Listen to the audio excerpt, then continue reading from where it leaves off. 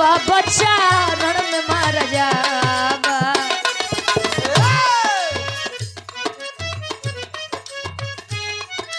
आकाश यादव सबर भोरी सुन के खबर भोरी तन में गुस्सा आया शशिधर पंडा से बात लड़ाया।